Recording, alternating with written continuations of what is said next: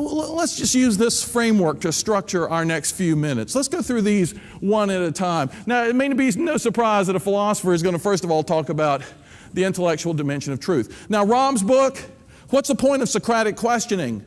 To get at truth. What's the point of what he calls over and over again robust dialogue? To get at truth. It's unbelievable. It's almost inconceivable how many businesses are led down the wrong path these days because nobody is telling anybody else the truth.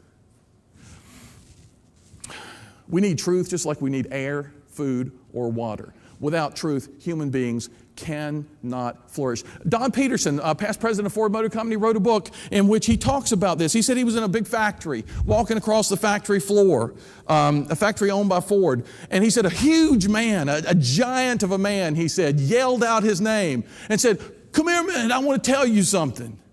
And Peterson said he walked over, and the man said, "Something you got to hear. I used to hate working in this place. I used to hate every minute of every day I was in this stinking place.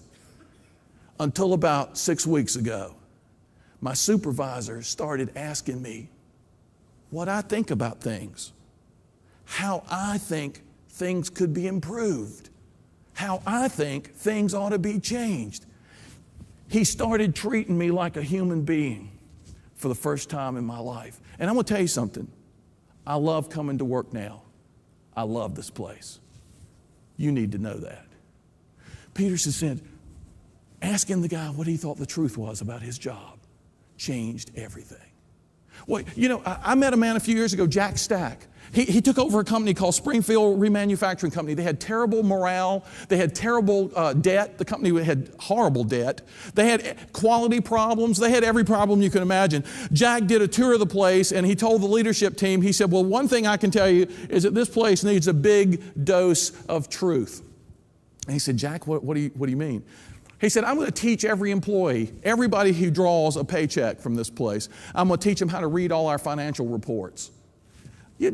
But Jack, these people don't have MBA degrees. These are not, business students. You're talking about factory workers. And Jack said, "I know what I'm talking about." He said, "I'm going to teach everybody to read our financials so that they will understand and see the full truth about their jobs and about this company." In a very short period of time, he did exactly that. And he tells a story in a most remarkable little book called The Great Game of Business. It's one of the best business books I've ever read, The Great Game of Business, where he taught everybody how to read the financials, and they do it on a regular basis. Now a guy who used to order 12 parts when he only needed 3 parts, he understands the consequences of his actions. Somebody who used to not show up for work when he didn't feel like it, now he understands the consequences. Jack said to me one day, "Tom, I think that there's no business problem in the world that's not due in large part to a failure to see the big picture." He helped people have access to the truth about their jobs. And you know what he said the result was? Emotional ownership of the process. A personal commitment and buy-in that they said they had never seen in the history of their company. Just by giving people the truth. There are 2 things about truth. There are 2 things about truth. Our proper relationship with truth should be twofold. Get it, give it. Socratic dialogue at its best. You're getting truth from others, but you're giving truth as well. Seek it, share it. It's a two-way street. It's a two-way street. And too many people hoard truth. They get it, they analyze it, they retain it, what I call the anal retentive approach to truth. They think that it's some kind of possession that's got to be guarded. Sharing truth is not like sharing a pie. Sharing a pie, the more pieces you give away, the less you have for yourself. Sharing truth does not mean losing. Sharing truth means expanding. I saw that in all my years of teaching at Notre Dame. I take a truth I knew and shared it with 400 students. It was not just that a truth that was in my head is now in 400 other heads, but they filtered it through their background beliefs and knowledge. And they came up with new facets and aspects of that truth that I would never have seen alone.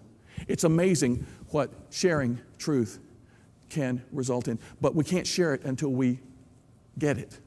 And so our job should involve a constant search for truth. And that means making people feel comfortable about telling us the truth. One of the biggest barriers to success. And you've seen the book Good to Great, Jim Collins' recent book. in that book, Good to Great, he talks repeatedly about people being afraid to tell other people the truth. Make people comfortable with telling you the truth. And one way you do that is that you make it a practice to tell them the truth. And it's amazing what you can see happen. Okay, sometimes you have to be careful. Have you heard the story about I think it was an HR executive who hadn't had a vacation in 10 years? He takes his first vacation in 10 years. Finally, the insistence of his spouse. The first day of his vacation, he gets a fax from his assistant. The fax just says, your cat died. He looks at the fax. He rips up the telephone. He calls the office, calls his assistant. He says, what are you doing? The first day of my first vacation in 10 years, you send me a fax that says, your cat died? You've just ruined everything. Why would you do such a thing? And the assistant says, well, it's the truth. I mean, I had to tell you, your cat did die. And he says, well, I don't care if you've got a difficult truth to tell somebody. Don't just blurt it out like that. I mean, be diplomatic about it. He says, what should I have done? He says, I don't know. Maybe you should have sent me a fax that said something like, your cat's on the roof. And then a few minutes later, send me a fax that says, your cat fell off the roof. And then maybe a few minutes later, send me a fax that says, your cat's at the vet. And then maybe I'll be ready for a fax that says your cat died. But prepare a guy for stuff like this. The assistant says, okay. 3 days later, he gets a second fax. Your mother's on the roof. Okay, some things you just should come out and say, right? But other things you have to diplomatically prepare people for. I mean, remember the Apostle Paul has a phrase, speaking the truth in love. And that's what we all need to learn to do. I mean, I know so many guys who say, you got to be brutally honest. I don't necessarily believe that brutality and honesty need to go together. Sometimes we say that just to encourage forthrightness and candor, but it can be done in a way that respects the other person.